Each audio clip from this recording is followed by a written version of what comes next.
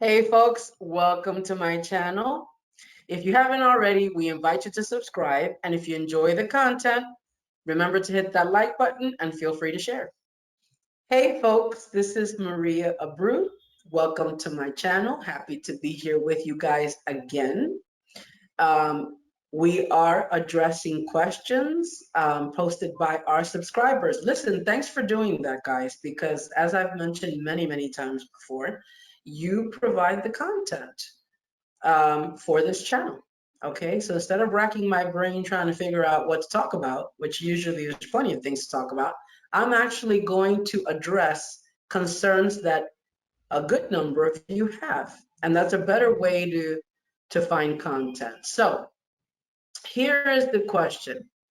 The DR denying re-entry for Americans or foreigners who overstay their visa. So are they denying re-entry into the DR for Americans who overstayed their travel visa now? Okay, I've addressed this particular question in previous recordings. And what I've said is what I'll say now again. Overstaying is an illegal act because it goes against what the law establishes. Now, the Dominican Republic, up to now, has not been, they haven't been very adamant about enforcing the law, but there are occasions where they will wake up one fine day and say, hey, this is not something that should be happening, and we're going to do something about it. Okay? So it has happened. I remember 3 or 4 years ago, it became a trend. They started to, turn people back from the airports because they noticed a tendency to overstay for long periods of time. And then it stopped, and then it happened once in a while.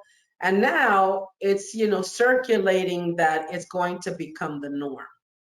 So listen, guys, the only way you can possibly not worry about an issue like this is to follow the law, okay? Adjust to what the law establishes.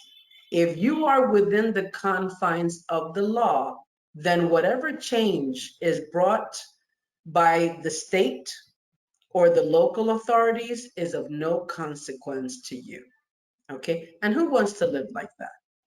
Who wants to worry that one day you're going to try to come into the Dominican Republic, a place where you've probably invested in, a place that you've come to love and have people, and businesses, and find that you can't come in until you go back and get a residence visa? Who wants to live like that? If you find that you're going to be spending time here, if your intent is to invest here, have accounts here, businesses, properties, I mean, obtaining legal status, folks, it's just logical. It's logical. And I gotta say, it doesn't cease to amaze me that people are more willing to put down $400,000 or $500,000 for a property than to get residency. I mean, am I missing something here? It's just, that's amazing to me. I wouldn't do that in a place where I don't have status. It may not be legally required, but I know I wouldn't do it. So, it's just, it may or it may not happen what you're asking. It has happened. It's not a tendency. It's not a trend. It's being said that that's what's coming down the line. And I've heard that from immigration officials, but up to now, it hasn't. But you never know. You never know when it's gonna, when it's gonna take. So my advice is do what the law says and avoid this.